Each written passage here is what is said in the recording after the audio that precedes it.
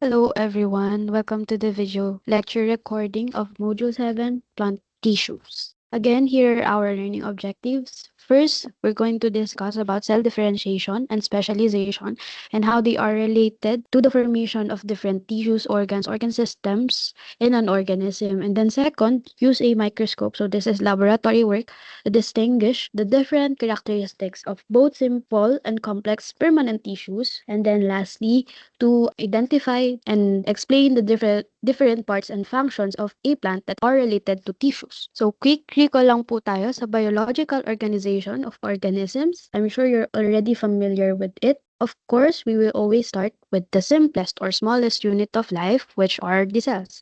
And then when you have groups of cells working together to perform the same or similar function, then pwede kang makapag-develop ng tissues. And then organs, groups of tissues naman, and then organ system, and then lastly, you have your organism. So yung organism composed of cells, tissues, organs, and organ systems. Now, multicellular organisms, in contrast to unicellular organisms, they have many cells. Kaya nga sila multicellular. And those cells, they have different functions or they are different types. Yeah. So multicellular eukaryotes have different cells for different functions, be it animals or plants. Basta any multicellular eukaryote you can think of, they have many cells that have many or different various functions. Ayan. So where do those cells get their function? They get their function through the process we call differentiation. So when we say differentiation, this is the formation of specialized cells from an unspecialized stem cell. Now you might ask me, ma'am, ano po ang stem cell? So when we say stem cell, ulit ko lang, unspecialized or undifferentiated or undifferentiated cell. Okay? Kapag sinasabi nating unspecialized yung isang cell, that means wala pa siyang specific function na pinaperform sa ating body. Kaya unspecialized pa siya or undifferentiated. Now, yung stem cells natin are, we can say that a cell is a stem cell if it possesses these two characteristics. So, yung unang characteristic is that it is capable of self-renewal. Yung second characteristic is that the cell can differentiate.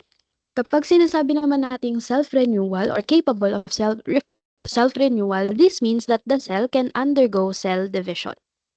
Yan. So last semester, di ba, first quarter, pinag-aralan natin all about cell division, kung saan meron kang parent cell and then magdi-divide siya to multiply and makapag-produce ng daughter cell. So yung stem cells natin, nag-undergo sila ng cell division. And the next characteristic, they can differentiate, which is, yun nga, kagaya ng binanggit natin kanina, this is the process of forming specialized cells from the stem cells. So, yung mga stem cells natin, as they mature, ga-undergo sila ng differentiation kung saan ang result nun ay specialization. Yan. So, again, yung mga stem cells natin, as they mature, nag-undergo sila ng differentiation which will result to cell specialization. Cell specialization naman, ito na yung mga end product natin kung saan meron ka ng specialized cells with specific roles or specific functions. Ma'am, ano po bang mga examples ng specialized cells? So, yung mga examples niyan ay any body cells that you can think of, such as yung muscle cells, yung nerve cells, skin cells. All of those cells, they have specialized roles or specific functions that they do sa ating body. Now, yung stem cells natin, we can categorize them based on their potency. When we say potency, this is the potential. Okay? Keyword natin dyan ay potential of a cell to differentiate.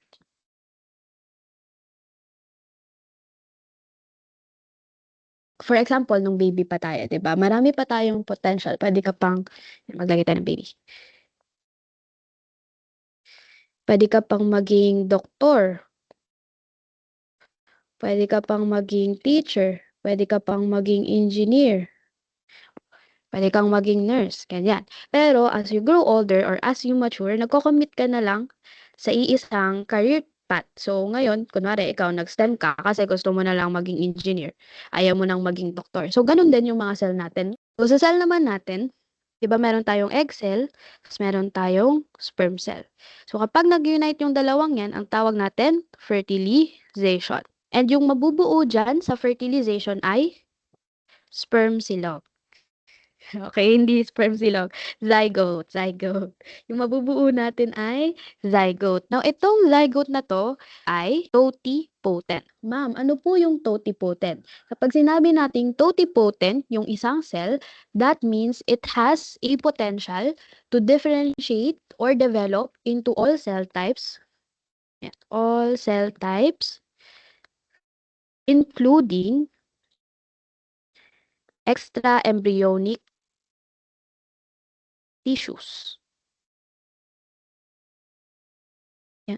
Ma'am, ano po yung extra-embryonic tissues? Yung mga extra-embryonic tissues po, these are tissues that help support the embryo. So for example, yung placenta, yung umbilical cord, those are examples of extra-embryonic tissues. So itong zygote, ang kanyang potential ay unlimited. Well, kumanta siya. Yan, yung potential niya unlimited kasi nga kagaya nga dun sa definition natin, 'di ba? It can divide and develop into all cell types. So lahat ng cell types na naiisip mong present sa body mo, pwedeng i-differentiate into ng ating zygote. Now, itong zygote na 'to, syempre hindi naman siya magi-stay as zygote forever, magma-mature 'yan. So mag-undergo siya ng cell division. And so magdi-divide siya until yung zygote natin ay maging blastocyst. Ma'am, meron po bang blastobrothers? Wala. Sa loob ng blastocyst natin, ayan. Yang kupol na cells na yan, ang tawag mo dyan ay inner cell mass. Okay? At yung inner cell mass, yan yung tinatawag natin ngayon na embryonic stem cells. Eh ano naman ngayon na? Yung embryonic stem cells, they are considered as pluripotent. Ano naman po kapag pluripotent? Kapag pluripotent, this is the potential of an embryonic stem cell to develop or to become any type of cell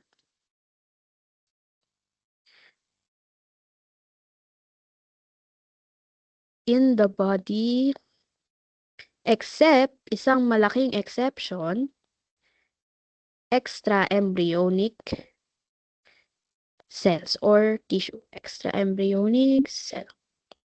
Yan. So, kung kanina, yung totipotent natin, all cell types in the body, including kasama ang extra-embryonic cells or tissues, kapag naman pluripotent na lang yung ating stem cell, that means hindi niya na kaya mag-develop or mag-differentiate into extra-embryonic cells. So, hindi na siya pwedeng maging placenta, hindi na siya pwedeng mag-develop into umbilical cord, yun na lang other types of body cells. So, itong blastocyst, syempre, di ka naman forever blastocyst. Magdi-divide pa yan until maka-form ng embryo, tapos yung embryo mag-grow, magmamature. Now, meron din tayong tinatawag na multipotent cells.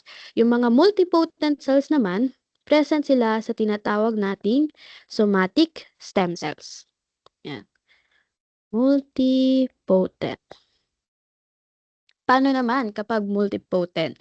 Kapag multipotent naman po ang stem cells, this means that they can only specialize into a limited, okay?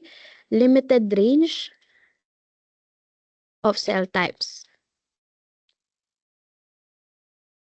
Yan. Saan na lang po siya limited? Limited na lang siya within a specific lineage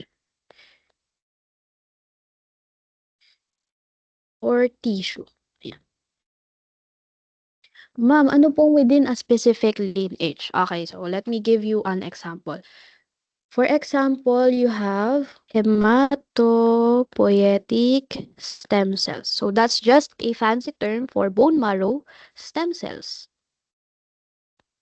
Yan.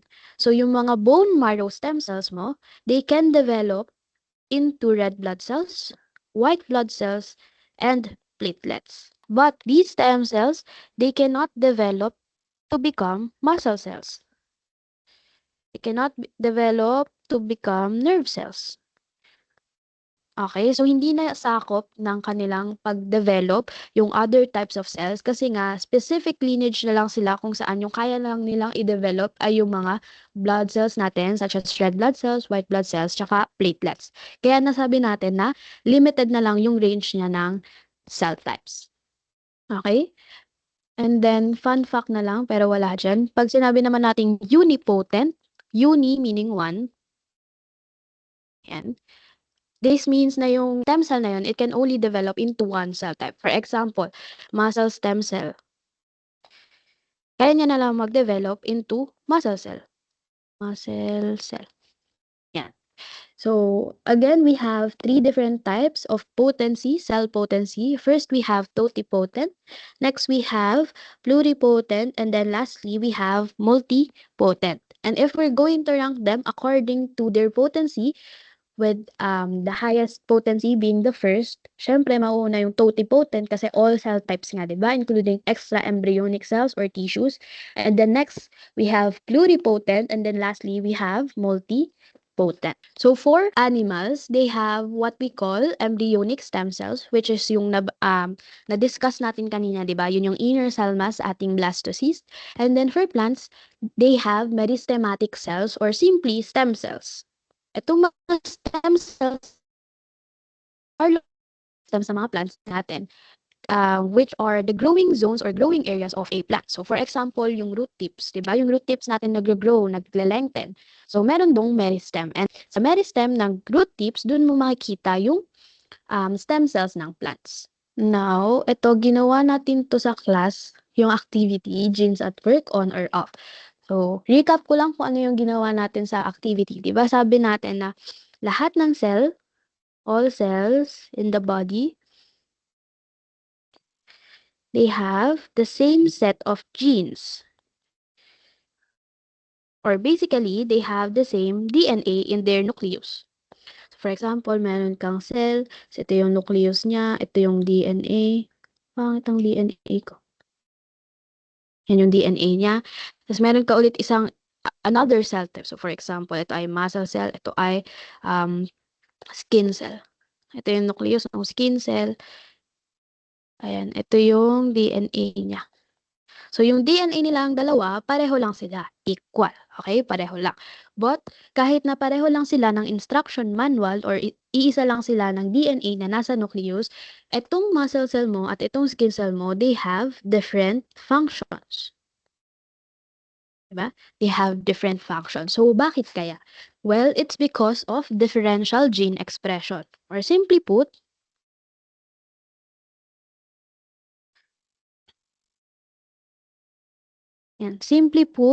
yung dalawang cells na yon, dalawang magkaibang cell types, they have different gene expression.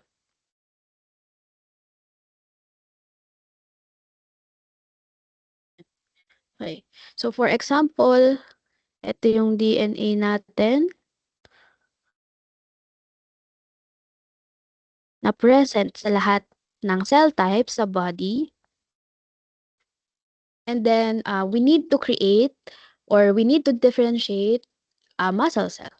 So, lahat ng genes that are related to muscle cells sa pag-create ng muscle cells, so lahat ng function ng muscle cells, ito turn on dun sa DNA. So, kunwari yung mga red, yun yung genes for muscle cells. So, all of those genes are turned on or activated. Yan. So, turned on equals activated. While the genes that are not related sa muscle cells, they are turned off. Okay? Pag sinabi man nating turned off, syempre, kabaliktaran lang ng turn on, naka-deactivate. Yan. So, paano naman kapag gusto naman natin gawin ay skin cells? So, ang gagawin natin, ang i-on na lang natin ay yung genes for skin cells. Yan. Kunwari, color green. Tapos, ito turn off natin ngayon yung genes for muscle cells. Yan. So, turned off na. Ay. Yan, turned off na sila. Para yung makikreate natin ay skin cells instead of muscle cells. So, ganun nag-work yung differentiation. Recap lang ulit. So all cells in the body have the same set of genes or have the same DNA, but they differ in gene expression. That's why you have cells with different functions, different roles or specialization despite having the same instruction manual or DNA in their nucleus. Okay? And cell specialization, it is important sa body natin because related din siya sa formation ng organs and tissues. When your cell undergoes differentiation and nagkaroon siya ng specialization, that means yung cell mo nagkaroon na siya ng specific role or specific function. Diba? Specialized cell equals function or role. Yan. Kasi syempre, hindi naman pwedeng lahat ng cell sa body natin, stem cells lang, wala silang role, di ba? So, kapag specialized na yung cell, meron na siyang function, tsaka meron na siyang role. At sabi natin, yung definition natin for tissues, these are cells working together to perform the same or similar function. Pag marami ka ng cells na nag-work together na may similar function or same function, nakakabuo ka ng tissues. That's why mahalaga yung cell specialization and differentiation. Para magkaroon ka ng cells na may pare-parehong function or similar function. So, I hope clear yon and hindi magulo. Now, let's proceed naman sa basic concepts of plant structure and growth. So, una, we have the organs, which are structures that contain two or more types of tissues na may definite form and function. So, sa organs ng humans, madali lang mag-isip, di ba? So, yung plants natin, meron din silang organs. Meron silang vegetative organs and reproductive organs. Yan. Sa vegetative organs, yun yung mga leaves, stem, roots. So, these organs, they are not related. Siyempre, may kinalaman na sa reproduction ng plant. Kaya, ang included na organs dyan, we have the flowers, we have the fruits, and we have the seeds. Yan. So, yun lang naman for organs ng plants. If organs naman ay group of tissues working together na may definite form and function, what about tissues? So, tissues naman, they are group of cells and intercellular substances that function or work together in one or more specialized tasks. So, some examples of plant tissues, nakalagay dito, we have dermal, ground, and vascular. So, those are examples actually of permanent tissues. But more on that later as we discuss Module 7. So, ito, yung key concept lang naman dito is that group of cells, intercellular functioning together. So, for example, kung meron kang group of epidermal cells, anong tissue yung mapo-form mo? Siyempre, epidermis. Kung meron kang parenchyma cells working together, anong mapo-form mo? Eh di parenchyma tissue. So, ganun lang naman siya. Ganun lang siya, madali lang siya. Now, we will proceed with discussing the different types of plant tissues. But before that, it is essential that we know about the different types of tissue specimen cuts from a plant. Okay? So, para kapag nag-laboratory work tayo, alam natin kapag nakakita tayo ng slide na kunwari, pumpkin stem, SICS. Yan.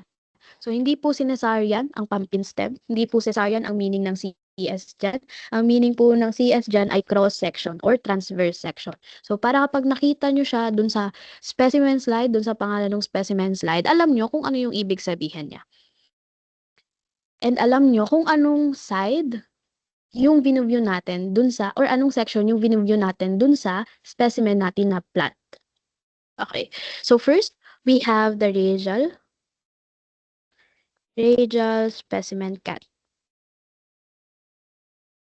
So, at the center of your stem, so for example, kumuha ka ng stem, gusto mong i-examine under the microscope. So, at the center point of your stem or your root, you have the long axis or the longitudinal axis. Yan. Then, if you want to get a radial cut, so, syempre, from the center point, papunta dun sa edge. Diba? Kasi nga, radius. So, kukunin mo lang yung radius niya and then cut. So, yan na yung radial cut mo. So, radial cuts, they are also known as longitudinal cuts. And then, kapag naman tangential cut, sabi dito, kailangan right angle siya dun sa stem radius or root radius. So, ito kunwari yung radius na na-form mo, ibahin ko kulay. Ito yung radius natin kanina. So, magfo-form ka daw dapat dyan ng 90-degree angle kasi yun yung right angle, di ba? Right angle equals 90 degrees. Ayan. Dapat magpo-form ka dyan ng right angle. Tapos, ayun ngayon yung ika-cut mo. So, yun yung tangential cut mo. Eh, ma'am, paano naman po kapag transverse cut? Okay. Kapag transverse cut naman, perpendicular siya dun sa longitudinal axis natin. Pag sinabing perpendicular, ayan, pag ganyan, parang letter T na nakabaliktad. So, kung ito yung longitudinal axis natin, ito yung perpendicular sa kanya. So, ganyan. Okay? So, kukunin mo yung isang ganyan. Ayun yung different types of tissue specimen cuts natin sa mga halaman. So, ito, para mas malinaw, kasi baka pangit yung drawing ko. Yan. So, ito yung tangential natin. If mapapansin nyo, ito yung radius from the center point or longitudinal axis. Yan. Magpo-form dapat ng 90-degree angle. Tapos, ayun yung ikakat mo. And then, sa radial cut naman, from the center point, papunta dun sa edge. So, ganun din sa ilalim. And then, cut. Is okay yata pag color red. Yan. And then, cut.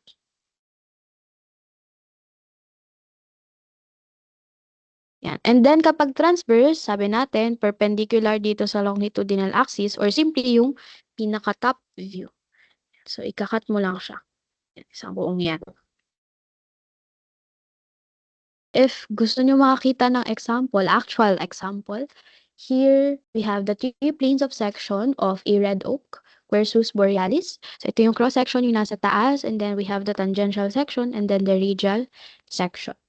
So, possible na ganyan din yung makita nyo sa laboratory. Okay, let's proceed. So, may activity dito, plant tissues na game. If you want to play it on your own, here is the QR code or pwede nyo sa akin hingiin directly yung link if hindi siya gumagana. So, after the lesson, pwede nyo i-play siya up to the last level. Kasi for this activity, first level lang dapat. Pero if tapos na natin yung Module 7, you can play it up to the last level and help the fairy escape the carnivorous plants. Atake! Okay, proceed na tayo. So, yung plant tissues natin, we have different types of plant tissues, syempre. But the two main classifications of those plant tissues are the permanent tissues and the meristematic tissues. Under the meristematic tissues, you have the apical, intercalary, and lateral meristem. And then under the permanent tissues, nandun naman yung ground, yung vascular, and dermal tissues. And under those three types of permanent tissues, meron ka pang more specific types ng tissues like the xylem, phloem, etc. Lahat po ito aaralin natin for this module starting with meristematic tissues. Here naman is an overview of a plant. We have two types of systems, organ systems. We have the shoot system and the root system. Ano kaya ang pagkakaiba, ma'am, ng shoot system at root system? Kapag sinabi nating root system, these are organs or parts of the plants that can be found underground. So, kapag nasa ilalim ng lupa, automatic part po siya ng root system. Paano naman kapag nasa taas? So, these organs or parts of the plants are part of the shoot system. Okay? So, function naman nila for photosynthesis and reproduction. Kapag root system naman, for anchorage of the plant, para hindi sila nabubunot agad, as well as access to water and minerals from the soil. So, na kailangan nila for growth, syempre, and survival. And then, we also have the three tissue types. We have the dermal, vascular, and ground. So, yun yung nakita nyo kanina na types of permanent tissues. And yan. And those three tissue systems, they are all present, whether we are looking at stem or the leaf or the root. So lahat po sila doon makikita natin. Again, yung two major classifications natin ng plant tissues, we have meristematic and permanent tissues. When we say meristematic tissues, these tissues are capable of cell division. Yan. If natatandaan nyo pa nung intro, di ba, sabi ko, yung sa mga plants natin, yung stem cells nila located sa meristem. So, ito na po yun. And they are involved or responsible for the growth, major growth ng ating plants. Whether that be growth in length or growth in diameter or thickness, lahat yon ang responsible doon ay meristematic tissues. On the other hand, for permanent tissues, yung mga cells ng permanent tissues natin, wala na silang ability to divide, okay? Because they are already specialized cells. So sabi din natin kanina nung intro, di ba? Kapag nag-mature na, nag-specialize na, may specific function na, hindi niya na kayang mag-undergo ng cell division. Because cell division, it is for stem cells natin. Yan. So, yung permanent tissues, they have specific roles, specific functions na such as elasticity, flexibility, as well as strength dun sa ating plant. Now, yung permanent tissue, it could either be simple or complex permanent tissue. And pag sinabi nating simple permanent tissue, the tissue is composed of one group of cell or one type of cell only. So, for example, yung parenchyma tissue natin, it is only composed of parenchyma cells. On the other hand, kapag complex permanent tissues, yung tissue natin, it is composed of more than one type or more than one group of cells working together. Yung example naman yan ay yung xylem natin, yung phloem. Yung xylem and phloem, they have many group of cells that work together para makapagbuo ng xylem. So, i-discuss natin yung simple tsaka complex permanent tissues as we go through Module 7. Now, ito, may picture tayo dito. So, this is a picture of a root tip. So, sa root tip natin, di ba, doon tayo may makikitang meristematic tissue because root tips or roots, they grow. And sabi natin, yung mga meristems, they are located dun sa growing areas or growing zones of plants. Now, I want you to observe first the shape of the cell. Okay? Take note nyo, ano ba yung shape ng cell dito? And then next, the size of the nucleus. Ano kaya yung size niya? Malaki ba siya or maliit? Yan. So, yung ano dyan yung nucleus dyan, yung kulay pink na bilog. Kasi baka yun yung pagkamalan yung cell. Hindi po. And then, how about the spaces in between the cells? Okay, may space po ba or wala? So, if ang sagot nyo sa shape niya ay rectangle or cube or square, ayan, tama po kayo. Kung ang sagot nyo sa size ng nucleus ng cell natin ay malaki, tama din. At kung ang sagot nyo dun sa spaces in between these cells ay no spaces, tama din po kayo. Okay? So, bakit ko po ba tinanong? Because these are the characteristics of a meristematic tissues. Okay, meristematic tissues, they have cubical living cells with big nucleus. So, di ba, nakita nyo? Yung shape ng cell natin, cubical. Sabi nyo kanina, rectangle, cube, square. And then, meron din siyang malaking nucleus. And they are crammed without intercellular spaces. So, intercellular spaces, so inter meaning between two cells, wala siyang space. And then, if mapapansin nyo, meron pa dyang isa.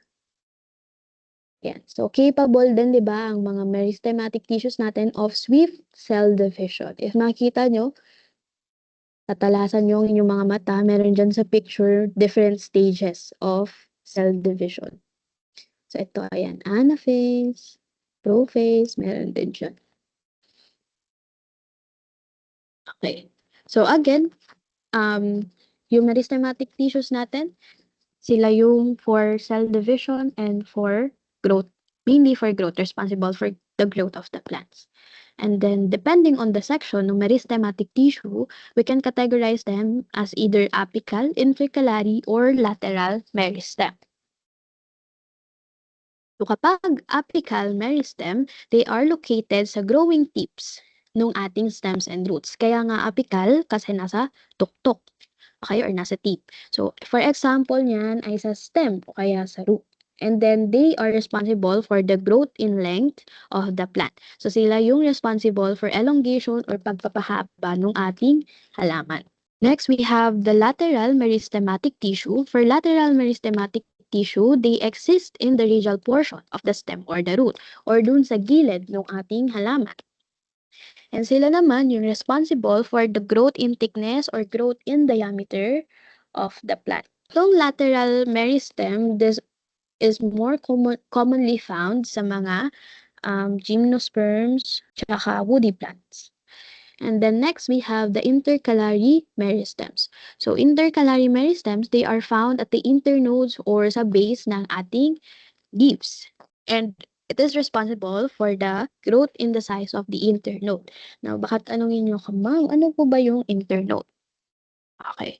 So, ito po kasing si intercalary meristem, this is associated mainly with monocots.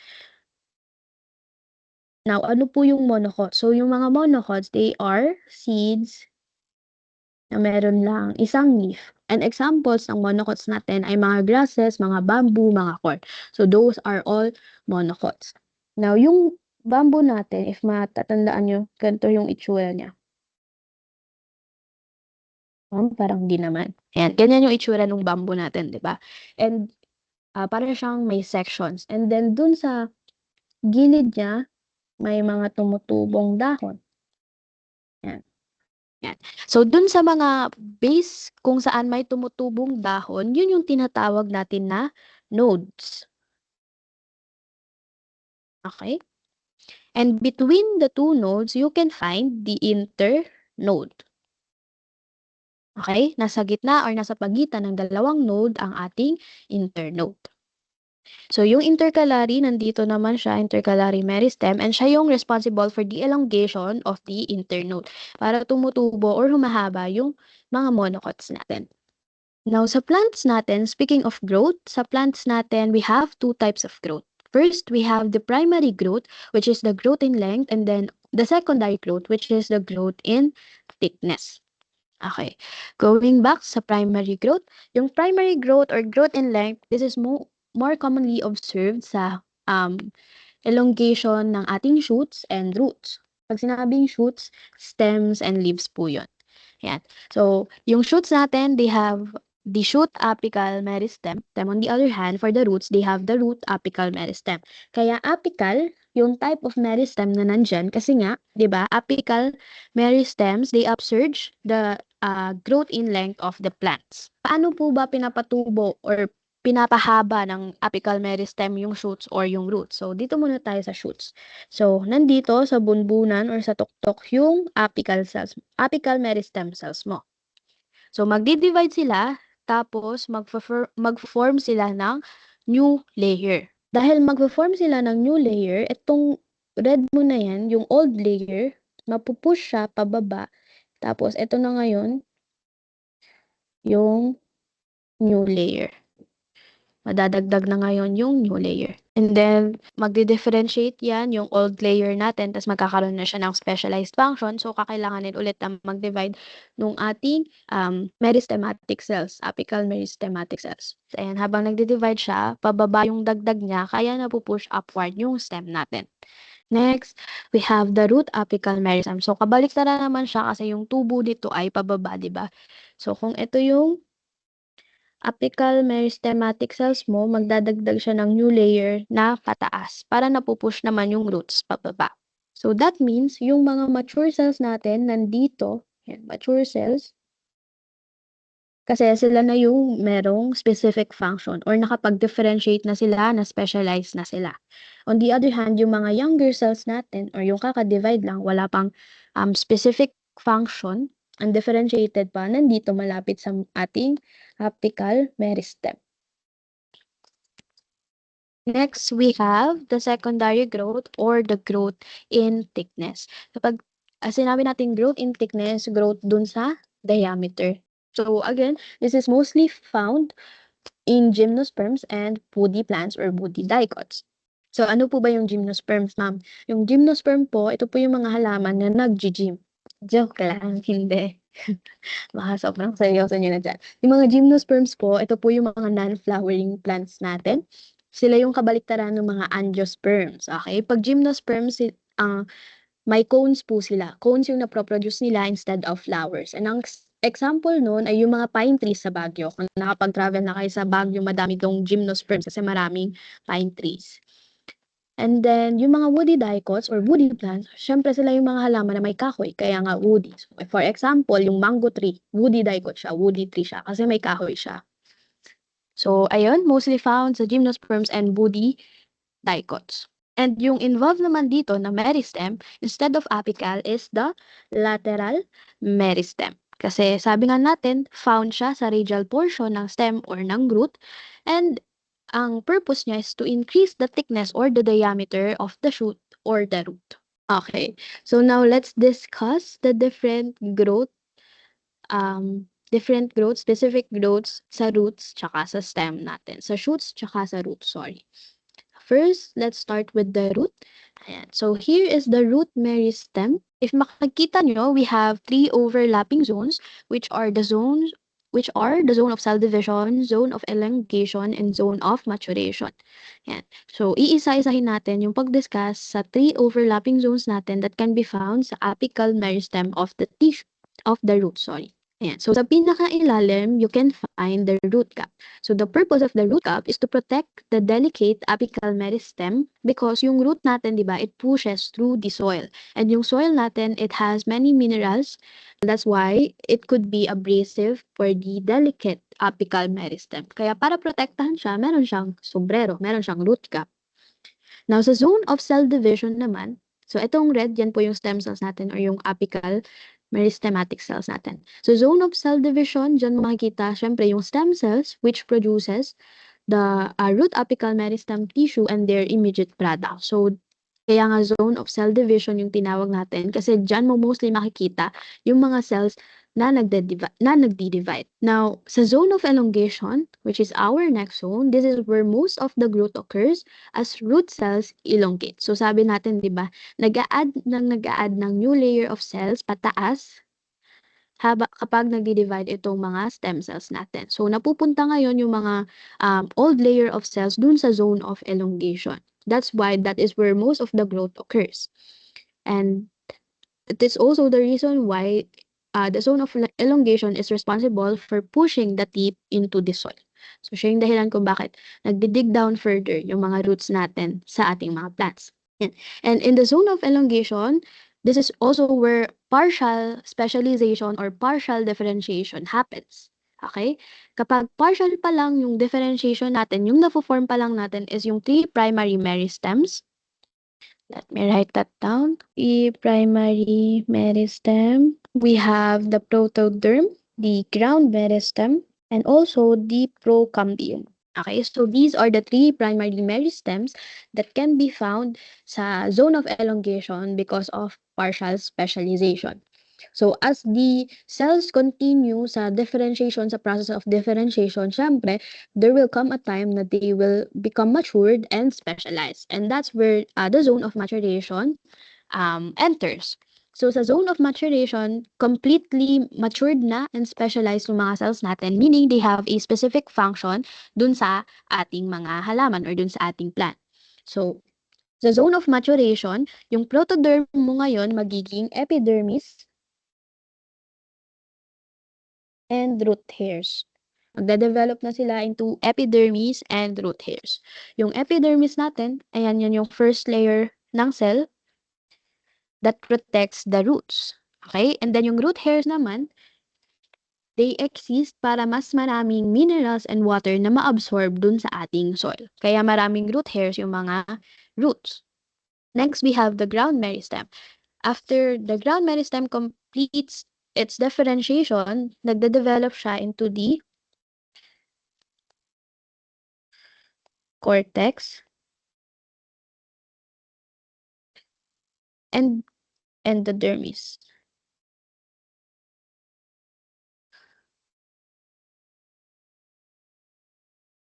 Yan.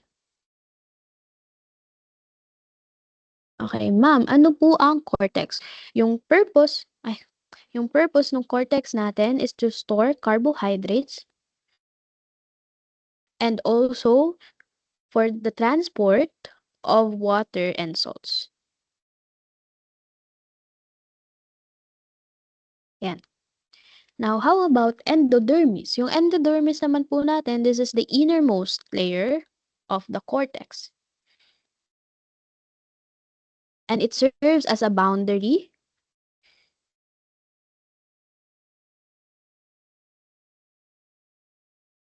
between the cortex and the vascular cambium. Yung vascular cambium po, nade-develop siya from the procambium or yung tinatawag din natin na vascular cylinder. Okay? So, yung vascular cylinder or yung procambium natin, nagde-develop siya into the pericycle. And ayun nga, yung vascular cambium.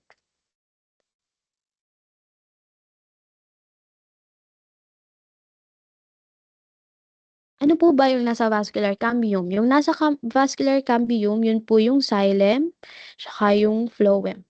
So, yun yung nakikita natin sa vascular cambium. Yan. So, yung pericycle, yung description lang naman niya or characteristic niya is that it surrounds the xylem and the phloem. So, that is the anatomy of the root meristem. So, para mas malinaw, mas makita nyo, I have here a cross-section of a monocot root. Again, kapag mga monocots, di ba, yan yung mga grasses natin. Sila yung mga seeds na iisa lang yung leaf. So here we have the root hair. And then we have the first layer of cell that serves as protection. We have the epidermis. And then itong malaking yan, that is your cortex. Sa tabi ng cortex, you have your endodermis. And sa tabi ng endodermis, ay ang isang bilog na yan, isang layer ng cell, you have the pericycle. And then you have your vascular cambium, which contains the xylem and the phloem. So, nasan po ba yung xylem dyan, ma'am? Yung xylem po dyan, itong malaking butas. And then yung mga small circles that surrounds the xylem, that is your phloem.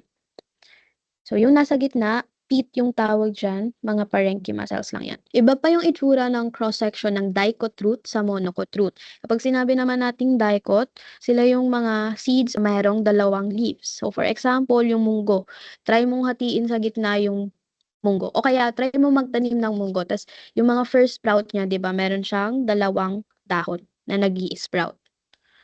So, yun. Example siya ng dicot. Now, ito naman, formation lang ng lateral root. Sinama ko lang dito. So, di ba yung mga roots natin, meron siyang branches. Nasaan ba yung picture ng halaman natin kanina? Yan. So, if makita nyo, may primary root dito, tas may lateral root. So, paano po nagpo-form ang lateral root from the primary root? Yung lateral root natin, magmumula po siya sa pericycle, which is the outermost layer ng vascular cylinder natin. And then, it will push through the outer tissues bago siya mag-emerge. So, sisirain niya yan, magpupush siya dyan. Tapos, mag-e-emerge na siya from the primary root. Kaya, if makita nyo, ito yung mga dating cells. Ayan, ayan. Epidermis, nandito pa yata yung cortex. Ayan. So, sinira niya yan, pinush niya, destructively push para makapag-emerge siya. So, ito yung longitudinal section ng lateral root. Next is the primary growth of shoots. Again, pag sinabi natin shoots, stem tsaka leaves. So, if magtingin-tingin kayo ng halaman dyan, tas hanap kayo ng meron palang na maliliit na dahon, ito yung makikita nyo. Ayan. Yan yung tinatawag natin na apical bud. And inside the apical bud, you can find the shoot apical meristem. Ito ang itsura ng isang shoot apical meristem. And again, kapag apical meristem, sabi nga natin, siya yung responsible for the growth in length. And syempre, sa shoot apical meristem, dyan magmumula yung panibagong stem. And then you also have the leaf primordium. Sulat ko yung stem. Leaf primordium, which is described as the two cat-like ears beside the apical meristem. So yung leaf primordium and then plural primordia, these will develop into new leaves. So sila yung magiging panibagong dahon dun sa halaman. And then you also have the young leaves dun sa side, which protects the delicate apical meristem. So, for protection din po siya. Katulad ng root cap. And then, sa may kilikili, dun sa parang kilikili, you have your axillary bud. Kaya axillary bud yung tawag kasi yung position niya is nasa axillary. So, yung axillary bud natin, this develops or results to the branching of the plants. Okay? So, di ba yung mga halaman natin, pag nagdo-drawing ka, may branch na ganyan, ganyan. Yan. Yan. May mga ganyan na branches, di ba? So, yung pag-branch ng mga halaman is because or due to the axillary bud. And the closer an axillary bud is to an active apical bud, the more inhibited it is. So, ma'am, pakiulit po, okay? Slower. So, sabi natin, yung axillary bud, kapag mas malapit siya dito, to, sa active na apical bud, nai-inhibit or hindi siya tumutubo. Bakit? Kasi yun yung phenomenon na tinatawag natin na apical dominance. Yan. From the term apical dominance, yung dominant dito is yung apical bud. That's why pinipigilan niya or ini-inhibit niya yung growth ng ating axillary bud. Ma'am, bakit po may mga halaman na meron po mga branches kung pinipigilan ng apical bud yung growth ng axillary bud? Okay? So, depende po sa several environmental factors. So, for example, meron kang grazer, which is yung mga hayop na kumakain ng plants, like herbivores, ganyan. Type ng herbivore. Kumain sila ng halaman, tapos nakain nila yung apical bud. So, syempre, dahil wala na yung apical bud, tutubo na yung axillary bud kasi wala nang nagdo-dominate sa kanya. O kaya naman kapag sa mga gardeners, 'di ba, kapag nagpru-prune sila ng mga halaman ng mga shrubs, tinatanggal nila actually yung apical bud to stimulate or to start the growth of the axillary bud. So next, we have the lateral meristem, which is involved naman sa secondary growth or the growth in thickness. So sa secondary growth ng mga gymnosperms or ng mga woody dipels natin, it consists of the tissues produced by the vascular cambium and the cork cambium. Ay, ang naka-square dyan. Yan. Vascular and cork cambium. Ma'am, ano po yung difference ng vascular and cork cambium? Kapag sinabi po nating vascular cambium, they add the secondary xylem and the secondary phloem.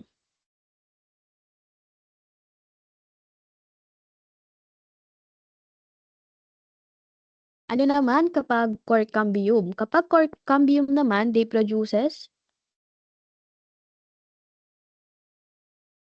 the tough, thick covering